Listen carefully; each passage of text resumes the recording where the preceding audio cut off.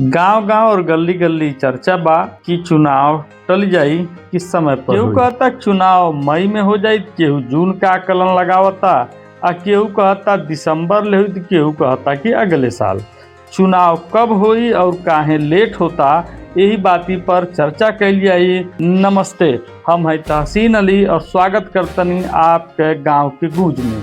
सबसे पहले तो आप लोग के बता दी कि वोटर लिस्ट पर काम चल रहा बा और चुनाव आयोग कहता कि 28 मार्च 2026 तक एक प्रकाशन कर दिहल जाए, यानी कि जौले प्रकाशन हो नहीं जाता तौले चुनाव के तिथि के ऐलान नहीं हो पाई। अब चर्चा कर लिया जाए अफवाह के जेकरे आधार पर लोग कहता कि चुनाव टल सकला। तेकर सबसे पहला कारण बा उत्तर प्रदेश पिछड़ा आयोग का गठन ठीक प्रकार से ना हो पौले बा और उम्मीद बा कि सही समय पर आपन आरक्षण का रिपोर्ट सौंप नहीं पाई। जब एमे देरी हुई तो सही से परसीमन नहीं हो पाई और फिर परसीमन जब नहीं हो पाई तो फिर चुनाव का तिथि टल सकेला। लेकिन अगर सरकार पिछले परसीमन के आधार पर चुनाव करावल चाहतिया, यानी कि जौन जहां आरक्षण जैसे रहल वैसे दोबारा लागू कर दिहल जा तो चुनाव समय पर संभव हो सकला। दूसरा सबसे बड़ा कारण जो सामने आवता उ बा जनगणना। मई जून में केंद्र सरकार जनगणना के प्रस्तावित कैले बा और यदि जनगणना वो टाइम पर होता तो प्रशासन के बहुत बड़े चुनौती के सामना करे पड़ी कि एक तरफ चुनाव करावे कि जनगणना करावे। चूंकि ये दोनों काम में अध्यापकन के जरूरत पड़ला। यदि अध्यापक चुनाव में चल जाए तो जनगणना का काम बाधित हुई और यदि जनगणना करावता ना तो चुनाव का काम बाधित हुई। दूसरा समस्या बा बोर्ड परीक्षा। 18 फरवरी से लेकर के मार्च ले परीक्षा बा और मार्च के बाद अप्रैल में कापी जचले का समस्या आई।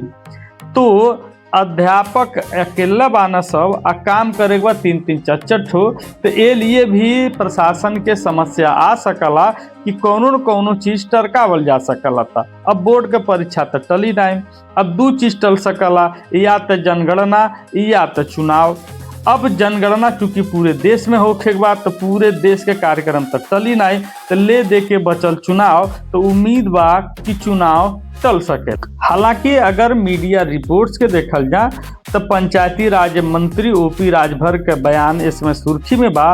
काहे से वहाँ के कहतनी बेर बेर कि मत पत्र का छपाई होता, जिला पर भेजल जाता और चुनाव समय पर हो पाई।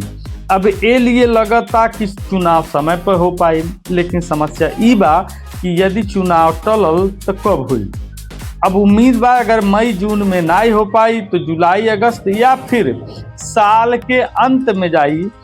कुछ लोग यो कह रहा बाटे कि 2027 में जाके ही चुनाव संभव हो पाई, काहे से वहाँ बड़ा बिजी शेड्यूल बा प्रशासन के। तो हमार सुझाव आप लोगन के ई बा कि अपन चुनाव प्रचार जारी रखें और इंतजार करें 28 मार्च के कि जब प्रकाशन हो जाई वोटर लिस्ट के, ओकरे बाद स्पष्ट हो जाई कि प्रशासन ही चुनाव कब करा पाई। जात हम सब प्रत्याशी की अपने तरफ से सलाह दे कि चुनाव प्रचार तो जारी रखें, लेकिन खर्चा अपन सीमित कर लें कि यदि चुनाव टलल तो 1 साल तक रउरे पाचन खर्चा संभाल नहीं पाई।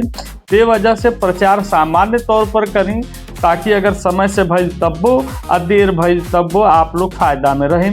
तब तक हमें आज्ञा दी। नमस्ते।